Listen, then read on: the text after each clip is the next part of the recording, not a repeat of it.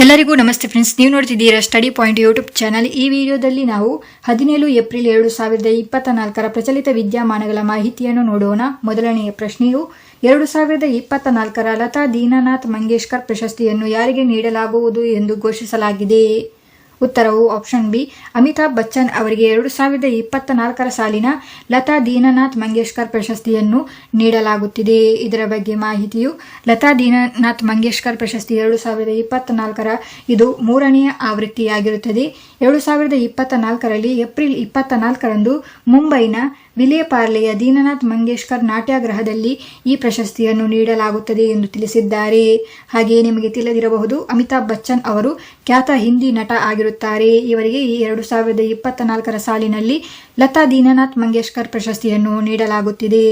ಇಲ್ಲಿ ಈ ಪ್ರಶಸ್ತಿಯನ್ನು 2022ರಲ್ಲಿ ಪ್ರಾರಂಭಿಸಿದ್ದು, ಯಾರು ಪ್ರಾರಂಭಿಸಿದ್ದು ಅಂದರೆ ಪಬ್ಲಿಕ್ ಚಾರಿಟೇಬಲ್ ಟ್ರಸ್ಟ್ ಮತ್ತು ಮಂಗೇಶ್ಕರ್ ಕುಟುಂಬವು ಈ ಪ್ರಶಸ್ತಿಯನ್ನು ಪ್ರಾರಂಭಿಸಿದರು. ಇದನ್ನು ಯಾಕೆ ನೀಡಲಾಗುತ್ತಿದೆ ಅಂದರೆ ಭಾರತ ರತ್ನ ಮತ್ತು ಸ್ವರಕೋಕಿಲ ದಿವಂಗತ ಲತಾ ಮಂಗೇಶ್ಕರ್ ಅವರ ಸ್ಮರಣಾರ್ಥವಾಗಿ ಲತಾ ದೀನನಾಥ್ ಮಂಗೇಶ್ಕರ್ ಪ್ರಶಸ್ತಿಯನ್ನು ಪ್ರತಿ ವರ್ಷ ನೀಡಲಾಗುತ್ತಿದೆ. ಯಾವಾಗ ಪ್ರಾರಂಭಿಸಿದ್ದು? 2022ರಲ್ಲಿ. 2022ರಲ್ಲಿ ಈ ಪ್ರಶಸ್ತಿ ಯಾರಿಗೆ ನೀಡಲಾಗಿದೆ ಅಂದರೆ ಪ್ರಧಾನಿ ನರೇಂದ್ರ ಮೋದಿ ಅವರಿಗೆ ಮೊದಲನೆಯ ಬಾರಿಗೆ ಲತಾ ದೀನನಾಥ್ ಮಂಗೇಶ್ಕರ್ ಪ್ರಶಸ್ತಿಯನ್ನು 2022ರಲ್ಲಿ ಪ್ರಧಾನಿ ನರೇಂದ್ರ ಮೋದಿ ಅವರಿಗೆ ನೀಡಲಾಯಿತು.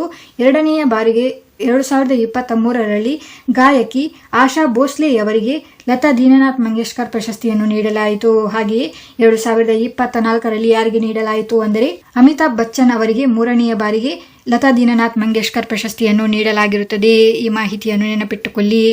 ಇಲ್ಲಿ ಡೈಲಿ ಕರೆಂಟ್ ಅಫೇರ್ಸ್ಗಳ PDF ಅನ್ನು ಡೌನ್ಲೋಡ್ ಮಾಡಲು ನೀವು ನಮ್ಮ ಟೆಲಿಗ್ರಾಮ್ ಚಾನಲ್ ಅನ್ನು ಜಾಯಿನ್ ಆಗಿ. ಟೆಲಿಗ್ರಾಮ್ ಚಾನಲ್ನ ಲಿಂಕ್ ಅನ್ನು ಈ ವಿಡಿಯೋದ ಡಿಸ್ಕ್ರಿಪ್ಷನ್ನಲ್ಲಿ ನೀಡಲಾಗಿರುತ್ತದೆ. ಮುಂದಿನ ಪ್ರಶ್ನೆಯನ್ನು ನೋಡೋಣ. ಭಾರತದ ಮೊದಲ ಹೈಬ್ರಿಡ್ ಪಿಚ್ ಅನ್ನು ಎಲ್ಲಿ ನಿರ್ಮಿಸಲಾಗುವುದು? ಉತ್ತರವು ಆಪ್ಷನ್ ಡಿ, ಧರ್ಮಶಾಲಾದಲ್ಲಿ ಭಾರತದ ಮೊದಲ ಹೈಬ್ರಿಡ್ ಪಿಚ್ ಅನ್ನು ನಿರ್ಮಿಸಲಾಗುತ್ತಿದೆ. ಈ ಮಾಹಿತಿ ಇಂಪಾರ್ಟೆಂಟ್ ಆಗಿರುತ್ತದೆ. ಇದರ ಬಗ್ಗೆ ಮಾಹಿತಿಯು ಹಿಮಾಚಲ ಪ್ರದೇಶದ HPCA ಸ್ಟೇಡಿಯಂನಲ್ಲಿ ಭಾರತದ ಮೊದಲ ಹೈಬ್ರಿಡ್ ಪಿಚ್ ಅನ್ನು ನಿರ್ಮಿಸಲಾಗುತ್ತಿದೆ. ಈ ಮಾಹಿತಿಯನ್ನು ನೆನಪಿಟ್ಟುಕೊಳ್ಳಿ. ಭಾರತದ ಮೊದಲ ಹೈಬ್ರಿಡ್ ಪಿಚ್ ಅನ್ನು ಎಲ್ಲಿ ನಿರ್ಮಿಸಲಾಗುತ್ತಿದೆ ಅಂದರೆ ಹಿಮಾಚಲ ಪ್ರದೇಶದಲ್ಲಿ. ಇದು ಯಾವ ಸ್ಟೇಡಿಯಂನಲ್ಲಿ ನಿರ್ಮಿಸಲಾಗುತ್ತಿದೆ ಅಂದರೆ ಹಿಮಾಚಲ ಪ್ರದೇಶದ HPCA ಸ್ಟೇಡಿಯಂನಲ್ಲಿ ಭಾರತದ ಮೊದಲ ಹೈಬ್ರಿಡ್ ಪಿಚ್ ಅನ್ನು ನಿರ್ಮಿಸಲಾಗುತ್ತಿದೆ. ಇಲ್ಲಿ ಹೈಬ್ರಿಡ್ ಪಿಚ್ ಎಂದರೆ ಏನೆಂದರೆ ನೈಸರ್ಗಿಕ ಪಿಚ್ ಇರುತ್ತದಲ್ಲ, ಅದರ ಮೇಲೆ ಪಾಲಿಮರ್ ಫೈಬರ್ ಅನ್ನು ಸೇರಿಸಲಾಗುತ್ತದೆ. ನಂತರ ಇದನ್ನು ಹೈಬ್ರಿಡ್ ಪಿಚ್ ಎಂದು ಕರೆಯಲಾಗುತ್ತದೆ. ಇಲ್ಲಿ ಹೈಬ್ರಿಡ್ ಪಿಚ್ ಮಾಡಲು BCCIನಿಂದ ಅನುಮೋದಿಸಲ್ಪಟ್ಟ ಮೊದಲನೆಯ ಪಿಚ್ ಇದಾಗಿರುತ್ತದೆ. ಇದರಲ್ಲಿ ಹೈಬ್ರಿಡ್ ಪಿಚ್ ಅನ್ನು ಭಾರತದಲ್ಲಿ ಯಾರು ನಿರ್ಮಿಸುತ್ತಿದ್ದಾರೆ ಅಂದರೆ SIS ಗ್ರಾಸ್ ಸಂಸ್ಥೆಯು ಇದನ್ನು ನಿರ್ಮಿಸುತ್ತಿದೆ. ಈ ಮಾಹಿತಿಯನ್ನು ನೆನಪಿಟ್ಟುಕೊಳ್ಳಿ. ಮುಂದಿನ ಪ್ರಶ್ನೆಯು ವಿಶ್ವ ಹಿಮೋಫೀಲಿಯಾ ದಿನವನ್ನು ಯಾವಾಗ ಆಚರಿಸಲಾಗುತ್ತದೆ? ಸರಿಯಾದ ಉತ್ತರ ಆಪ್ಷನ್ ಎ, 17 ಏಪ್ರಿಲ್ನಂದು ವಿಶ್ವ ಹಿಮೋಫೀಲಿಯಾ ದಿನವನ್ನು ಆಚರಿಸಲಾಗುತ್ತದೆ. ಇಲ್ಲಿ ಹಿಮೋಫೀಲಿಯಾ ಕಾಯಿಲೆ ಏನೆಂದರೆ ಇದು ಒಂದು ಆನುವಂಶಿಕ ಕಾಯಿಲೆಯಾಗಿರುತ್ತದೆ. ಅಂದರೆ ಇದು ಪೋಷಕರಿಂದ ಮಕ್ಕಳಿಗೆ ಹರಡುತ್ತದೆ. ಇದನ್ನು ನಾವು ಸಾಮಾನ್ಯವಾಗಿ ಈ ರೋಗವನ್ನು ಪುರುಷರಲ್ಲಿ ಹೆಚ್ಚಾಗಿ ಕಾಣಬಹುದಾಗಿರುತ್ತದೆ. ಇದು ರಕ್ತವು ಹೆಪ್ಪುಗಟ್ಟುವುದಿಲ್ಲ ಮತ್ತು ಇದರಿಂದಾಗಿ ರಕ್ತಸ್ರಾವ ಸಂಭವಿಸುತ್ತದೆ. ಅಂದರೆ ಒಂದು ವೇಳೆ ನಿಮಗೆ ಒಂದು ದೇಹದಲ್ಲಿ ಯಾವುದೇ ಒಂದು ಭಾಗದಲ್ಲಿ ಗಾಯವಾದರೆ ಆವಾಗ ರಕ್ತಸ್ರಾವವಾಗುತ್ತದಲ್ಲ, ಆ ರಕ್ತಸ್ರಾವವು ನಿಲ್ಲುವುದಿಲ್ಲ. ಆ ಕಾಯಿಲೆ ಇದಾಗಿರುತ್ತದೆ. ಇದನ್ನು ಏಪ್ರಿಲ್ 17ರಂದು ಪ್ರತಿ ವರ್ಷ ಆಚರಿಸಲಾಗುತ್ತದೆ. ಈ ದಿನವನ್ನು ಆಚರಿಸಲು ಯಾರು ಪ್ರಾರಂಭಿಸಿದ್ದು ಅಂದರೆ ವರ್ಲ್ಡ್ ಫೆಡರೇಷನ್ ಆಫ್ ಹಿಮೋಫೀಲಿಯಾವು ಪ್ರಾರಂಭಿಸಿತು. ಇದರ 2024ರ ಥೀಮ್ ಏನೆಂದರೆ ಎಲ್ಲರಿಗೂ ಸಮಾನ ಪ್ರವೇಶ, ಎಲ್ಲ ರಕ್ತಸ್ರಾವದ ಅಸ್ವಸ್ಥತೆಗಳನ್ನು ಗುರುತಿಸುವುದು 2024ರ ಥೀಮ್ ಆಗಿತ್ತು. ಮುಂದಿನ ಪ್ರಶ್ನೆಯು ಇತ್ತೀಚೆಗೆ ಡಿಸ್ಕಸ್ ಎಸೆತದಲ್ಲಿ 38 ವರ್ಷದ ಹಳೆಯ ವಿಶ್ವ ದಾಖಲೆಯನ್ನು ಯಾರು ಮುರಿದಿದ್ದಾರೆ? ಸರಿಯಾದ ಉತ್ತರವು ಆಪ್ಷನ್ ಡಿ, ಮೈಕೋಲಾಸ್ ಅಲೆಕ್ಸ್ನಾ ಅವರು 38 ವರ್ಷದ ಹಳೆಯ ವಿಶ್ವ ದಾಖಲೆಯನ್ನು ಡಿಸ್ಕಸ್ ಎಸೆತದಲ್ಲಿ ಮುರಿದಿದ್ದಾರೆ. ಇದರ ಬಗ್ಗೆ ಮಾಹಿತಿಯು ಇಲ್ಲಿ ಮೈಕೋಲಾಸ್ ಅಲೆಕ್ಸ್ನಾ ಅವರು ಲಿಥುವೇನಿಯಾ ದೇಶದ ಅಭ್ಯರ್ಥಿಯಾಗಿರುತ್ತಾರೆ. ಇವರು ಡಿಸ್ಕಸ್ ಥ್ರೋ ಸ್ಪರ್ಧೆಯಲ್ಲಿ 74.35 ಮೀಟರ್ಗಳಿಗೆ ಡಿಸ್ಕಸ್ ಅನ್ನು ಎಸೆಯುವ ಮೂಲಕ 38 ವರ್ಷಗಳ ಹಳೆಯ ವಿಶ್ವ ದಾಖಲೆಯನ್ನು ಮುರಿದಿದ್ದಾರೆ. ಇಲ್ಲಿ ಇವರು ಯಾರ ದಾಖಲೆಯನ್ನು ಮುರಿದಿದ್ದಾರೆ ಅಂದರೆ ಪೂರ್ವ ಜರ್ಮನಿಯ ಜುರ್ಗೇಶ್ ಶುಲ್ಟ್ ಅವರ 1986ರ ದಾಖಲೆಯಾದ 74.08 ಮೀಟರ್ಗಳ ದಾಖಲೆಯನ್ನು ಇವರು ಇಲ್ಲಿ ಮುರಿದಿರುತ್ತಾರೆ. ಇವರು ಯಾವ ಸ್ಟೇಡಿಯಂನಲ್ಲಿ ಈ ದಾಖಲೆಯನ್ನು ಮುರಿದರು ಅಂದರೆ 14 ಏಪ್ರಿಲ್ 2024 ನಡೆದ ಅಮೆರಿಕ ಸಂಯುಕ್ತ ಸಂಸ್ಥಾನದ ರೊನೋವಾದಲ್ಲಿ ನಡೆದಿರುವ ಒಕ್ಲಹೋಮಾ ಥ್ರೋಸ್ ಸರಣಿಯಲ್ಲಿ ಈ ದಾಖಲೆಯನ್ನು ಇಲ್ಲಿ ಮಾಡಿರುತ್ತಾರೆ. ಇದನ್ನು ನೆನಪಿಟ್ಟುಕೊಳ್ಳಿ.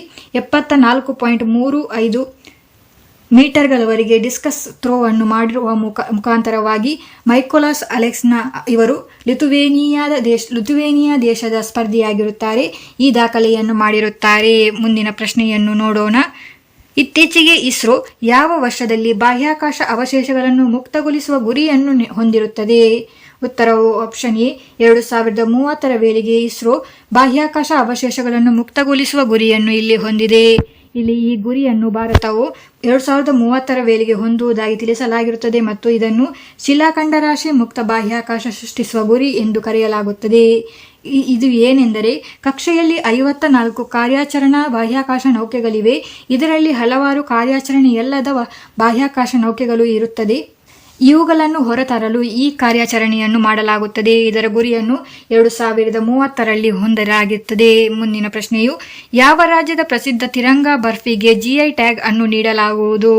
ಸರಿಯಾದ ಉತ್ತರವು ಆಪ್ಷನ್ ಡಿ. ಉತ್ತರ ಪ್ರದೇಶದ ತಿರಂಗಾ ಬರ್ಫಿಗೆ GI ಟ್ಯಾಗ್ ಅನ್ನು ನೀಡಲಾಗುತ್ತದೆ. ಇಲ್ಲಿ ವಾರಣಾಸಿಯ ತಿರಂಗಾ ಬರ್ಫಿಗೆ GI ಟ್ಯಾಗ್ ಉತ್ಪನ್ನದ ಸಾಮರ್ಥ್ಯವನ್ನು ನೀಡಲಾಗಿರುತ್ತದೆ.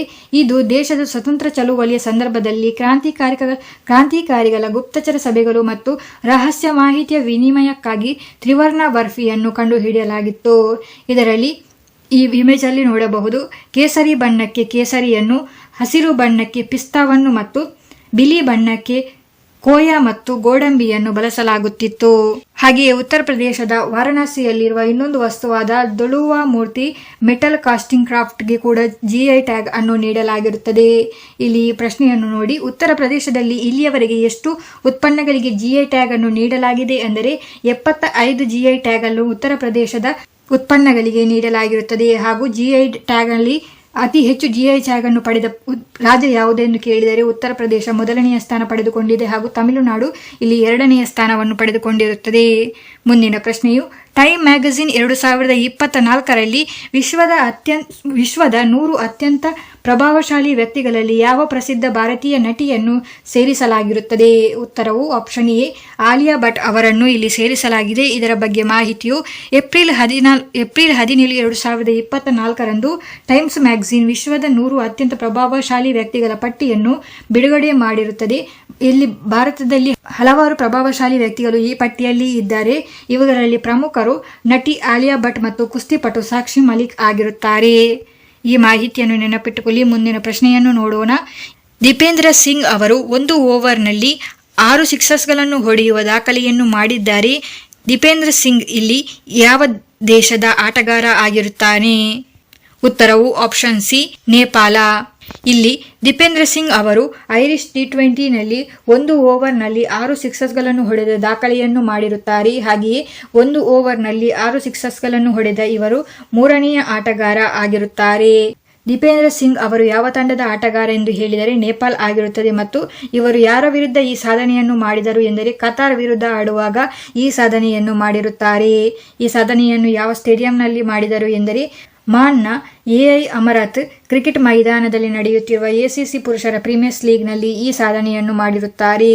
ಇಲ್ಲಿ ಈ ಸಾಧನೆಯನ್ನು ಮೊದಲ ಬಾರಿಗೆ ಮಾಡಿದವರು 2007ರಲ್ಲಿ ಯುವರಾಜ್ ಸಿಂಗ್ ಅವರು ಈ ಸಾಧನೆಯನ್ನು ಮಾಡಿದ್ದರು. ಇವರು ಯಾರ ವಿರುದ್ಧ ಮಾಡಿದರು ಅಂದರೆ ಇಂಗ್ಲೆಂಡ್ ವಿರುದ್ಧ ಈ ಸಾಧನೆಯನ್ನು ಮಾಡಿದ್ದರು.